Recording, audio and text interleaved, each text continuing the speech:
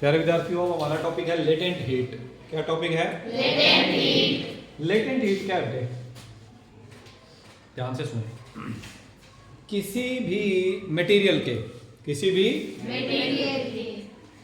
1 gram मास की state change करने के लिए 1 ग्राम मास की स्टेट चेंज करने के लिए दी गई हीट लेटेंट हीट होती है।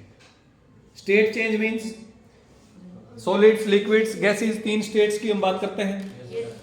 सॉलिड से लिक्विड बनाने के लिए कोई 1 ग्राम सॉलिड है, उससे 1 ग्राम लिक्विड बनेगा। कितनी हीट दें कि ऐसा हो? That is known as latent heat of fusion. Latent heat of fusion. और उस लिक्विड के 1 ग्राम मास को 1 ग्राम गैस में कन्वर्ट करने के लिए कितनी हीट देनी पड़ेगी? That is known as latent heat of vaporization. Latent heat of vaporization. तो लेटेंट हीट क्या होती है बेटे? किसी सब्सटेंस के 1 ग्राम मास की स्टेट चेंज करने के लिए दी गई हीट लेटेंट हीट कहलाती है। Understood or not? Yes sir. Definition बता रहा हूं। It is the amount of heat given to a substance to change the state of its 1 gram mass from solid to liquid और reverse, from liquid to gas और reverse, दोनों side. Solid से liquid change करने के लिए heat देनी पड़ेगी। Liquid से सॉलिड बनेगा तो हीट देगा, वो मटेरियल रिलीज करेगा हीट। अंडरस्टूड है ना? Yes sir. लिक्विड से गैस बनाएंगे तो हीट उसे देनी पड़ेगी। गैस से लिक्विड बनेगा तो वो खुद रिलीज करेगा, यानी उल्टा प्रोसेस हो जाएगा। Is it fine? Yes sir. अच्छा, एक चीज इसमें और इंपॉर्टेंट है बेटे कि जब मटेरियल स्टेट चेंज करते हैं, और ये बड़ी इंपॉर्टेंट बात है, ध्यान रखना, जब मटेरियल स्टेट चेंज करते हैं तो टेम्परेचर चेंज नहीं होता है। जब मटेरियल स्टेट चेंज करते हैं तो टेंपरेचर चेंज नहीं, यानी एक आइसोथर्मल प्रोसेस होता है। यानी जब आप बर्फ से पानी बनाएंगे, मान लीजिए आपके पास 1 ग्राम आइस है, उसका 1 ग्राम वाटर बना रहे हो, तो आपको 80 कैलोरीज हीट देनी पड़ती है। कितनी? 80 कैलोरीज। तो 80 कैलोरीज हीट देने से 1 ग्राम आइस 1 ग्राम वाटर में कन्वर्ट हो जाएगी, but temperature will not change. Temperature will remain 0 degree Celsius. Temperature will remain 0 degree Celsius. Ice है बेटे 0 डिग्री सेल्सियस पे, उससे आपने वाटर बनाना है 0 डिग्री सेल्सियस पर ही। तो जो हीट हम देते हैं 1 ग्राम के लिए वो 80 कैलोरी देते हैं बेटे। कितनी हीट देते हैं? 80 कैलोरी। इसको बोलेंगे latent heat of fusion. Latent heat of fusion. और 1 ग्राम वाटर है, 1 ग्राम वाटर कितने डिग्री पर? 100 डिग्री सेल्सियस पर। और उससे 1 ग्राम स्टीम बनानी है। कितनी स्टीम? 1 ग्राम। कितने डिग्री सेल्सियस पर? 100 डिग्री पर। तो 540 कैलोरी हीट देनी पड़ेगी। कितनी हीट देनी पड़ेगी? 540। ये है heat of latent heat of vaporization. Latent heat of vaporization. तो पहले तो ये बताओ, लेटेंट हीट समझ आया कि नहीं आया? क्या ये सिर्फ वाटर वाले केस में है? कोई भी मटेरियल हो, कोई भी मटेरियल होता है तो वो उसकी लेटेंट हीट होगी। हर एक मटेरियल की अलग अलग होगी। Understood or not? Yes sir. तो लेटेंट हीट की डेफिनेशन तो समझ आएगी आप बच्चों को। It is the amount of heat required to change the state of 1 gram of a substance. किसी सब्सटेंस के 1 ग्राम मास की स्टेट चेंज करने के लिए दी गई हीट लेटेंट हीट होती है।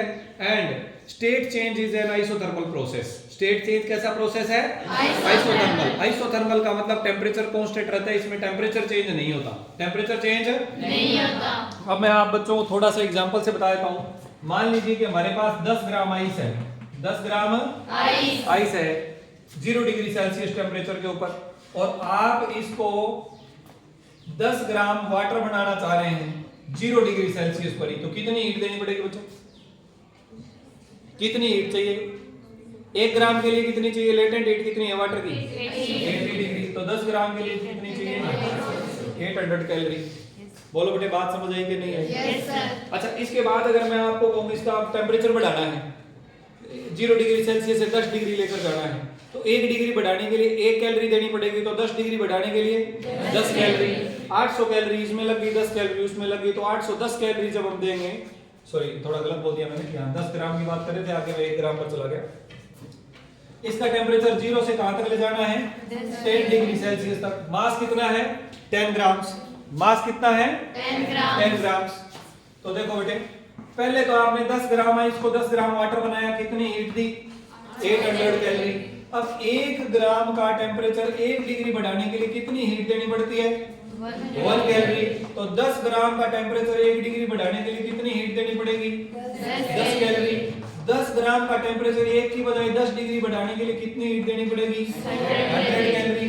तो 100 इसमें जोड़ देंगे तो 900 कैलोरी। बोलो बात समझ आई कि नहीं है? Yes sir. इस प्रकार से इसमें क्वेश्चन आते हैं बेटे लेटेंट हीट के।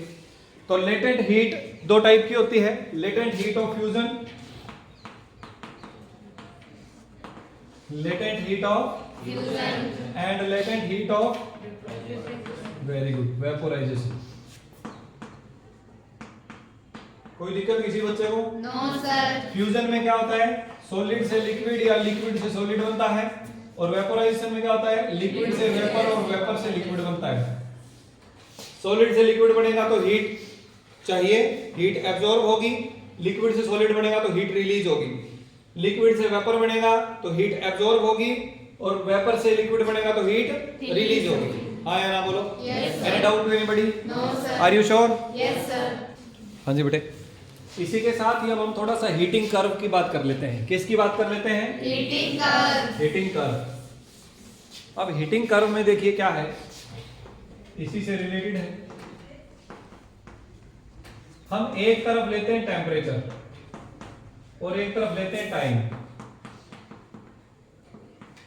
ठीक है जी। मान लीजिए कोई सॉलिड मटेरियल है, सॉलिड है, सॉलिड को हम गर्म करेंगे तभी तो वो मेल्टिंग वाली पोजीशन में जाएगा। तो पहले हम टाइम के साथ उसका टेम्परेचर बढ़ाएंगे और ये सॉलिड रहा, ये क्या रहा? सॉलिड। मान लीजिए कि इस टेम्परेचर, ये इसका मेल्टिंग पॉइंट आ गया। ये कौन सा आ गया? इसका सॉरी टेम्परेचर एक्सिस इधर है, ये आ गया इसका मेल्टिंग टेम्परेचर। जब ये सॉलिड से लिक्विड बनना शुरू होगा जिस टेम्परेचर पर, जैसे आइस से वाटर 0 डिग्री पर बनता है, वो वाला टेम्परेचर यहाँ आ गया। क्लियर हुआ? Yes sir. अब ये जो भी टेम्परेचर है, मेल्टिंग टेम्परेचर कह लेते हैं अपन, मेल्टिंग पॉइंट कह लेते हैं। इस मेल्टिंग पॉइंट पर सॉलिड से क्या बनेगा? मेल्टिंग होगा ना इसका, तो स्टेट चेंज होगा सॉलिड टू लिक्विड। और ये एक आइसोथर्मल प्रोसेस है, टेम्परेचर चेंज नहीं होगा। देखो टेम्परेचर बढ़ेगा तो ग्राफ ऊपर की तरफ जाएगा, घटेगा तो नीचे की तरफ जाएगा। टाइम के साथ साथ पहले तो सॉलिड का टेम्परेचर बढ़ाया, फिर जब मेल्ट होने लगा तो वो पूरी तरह से मेल्ट हुआ, और फिर मेल्ट होने के बाद जब वो लिक्विड में कन्वर्ट हो गया तो फिर उसका टेम्परेचर बढ़ेगा। और फिर आगे इसका बॉइलिंग पॉइंट, क्या आ गया बच्चों? Boiling point. Boiling point, boiling point के ऊपर क्या रहता है? ये वेपर्स में चेंज होने लग जाता है। ये भी आपके पास क्या है? एक आइसोथर्मल प्रोसेस है, तो इसमें भी टेम्परेचर चेंज नहीं होगा, ग्राफ कांस्टेंट हो गया टेम्परेचर का। इसमें लिक्विड से क्या बना? वेपर बना, यानी स्टीम बन गई, और फिर इसका अगेन टेम्परेचर बढ़ने लग जाएगा। पहले आपने मटेरियल को हीट किया, जो हीट एनर्जी है वो टेम्परेचर बढ़ाएगी। टेम्परेचर बढ़ते बढ़ते मेल्टिंग पॉइंट पे पहुंच गया, फिर टेम्परेचर बढ़ना बंद हो जाएगा, स्टेट चेंज होना शुरू हो जाएगा, सॉलिड से लिक्विड बनेगा। फिर जब पूरी तरह से लिक्विड बन गया तो लिक्विड का टेम्परेचर बढ़ने लग जाएगा, फिर से टेम्परेचर इंक्रीज होगा। जैसे ही उसका बॉइलिंग पॉइंट पहुंचा टेम्परेचर पर, तो ये फिर से स्टेट चेंज यानी लिक्विड से वेपर या स्टीम बनना शुरू हो जाएगा। जब ये पूरी तरह से वेपर बन जाएगा, फिर उसका वेपर्स का टेम्परेचर बढ़ने लग जाएगा। Is it clear to you all? कोई डाउट है किसी बच्चे को? इसी ग्राफ को अगर हम वाटर के लिए समझें तो ये पहले अगर आपने आइस लिया, आइस का टेम्परेचर जो है वो 0 डिग्री ना लेकर -50 या -40 या -30 ले लिया, तो जब तक उसका टेम्परेचर 0 नहीं पहुंचेगा तब तक पानी बनना शुरू नहीं होगा ना। तो पहले तो माइनस टेम्परेचर से 0 तक लेकर जाएंगे उसे, तब तक तो आइस सॉलिड रहेगी। फिर जैसे ही 0 डिग्री पहुंचा तो पूरी की पूरी आइस पहले 0 डिग्री पर पहुंची, फिर पूरी आइस 0 डिग्री लिक्विड में कन्वर्ट हो गई। यानी जब सारी की सारी बर्फ पिघल गई तब भी उसका टेम्परेचर 0 डिग्री है। अब आगे उसको जो आपने हीट दिया, फिर उससे पानी का टेम्परेचर बढ़ने लगा, पानी गर्म होने लगा। गर्म होते होते जब वो 100 डिग्री पर पहुंचेगा, 100 डिग्री पर पहुंचने के बाद उसकी स्टीम बनने लग जाएगी, टेम्परेचर नहीं बढ़ेगा, स्टीम बनने लगेगी। और जब पूरा वाटर स्टीम में कन्वर्ट हो जाएगा, फिर स्टीम का टेम्परेचर बढ़ने लगेगा। हाँ या ना बोलो? यस तो क्या ये ग्राफ समझ आ गया? Yes sir. ये हीटिंग कर्व है बच्चों। क्या है ये? हीटिंग तो कर्व। मुझे उम्मीद है आप बच्चों को लेटेंट हीट समझ आ गया होगा। Yes sir. आज की इस क्लास में हमने हीट और टेम्परेचर से रिलेटेड कंसेप्ट्स पढ़े। हीट की बात करी, gram specific heat, molar specific heat, latent heat की भी बात की, latent heat of fusion, latent heat of vaporisation, और टेम्परेचर में टेम्परेचर स्केल्स की बात की, टेम्परेचर स्केल्स को आपस में कन्वर्ट करने की बात की। बोलो बेटे बात समझ आई कि नहीं है? Yes sir. तो ये कुछ टॉपिक्स थे जो बेसिकली हमारे लिए बड़े जरूरी थे।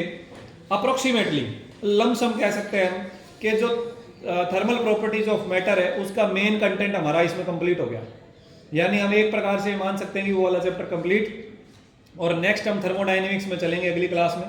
थर्मोडायनेमिक्स वाला यूनिट स्टार्ट करेंगे, यूनिट 8। इफ मान लेते हैं कि इसका एक आधा कोई कंटेंट या छोटा मोटा टॉपिक छूट गया है, आज मैं उसे रीचेक कर लूंगा और थर्मोडायनेमिक्स में और KTG kinetic theory of gas में वो दोबारा से कवर हो जाएगा, क्योंकि बहुत सारे टॉपिक्स जो हैं वो आपस में मिक्स हैं, एक दूसरे में काम आने वाले हैं। तो इस चैप्टर में हमने जो भी पढ़ा उसका एक बहुत बड़ा हिस्सा हमें थर्मोडायनेमिक्स में काम आने वाला है। बोलो बेटे, बात समझ आई कि नहीं आई? Yes, sir. तो इस चैप्टर को अच्छे से पढ़ लेना है।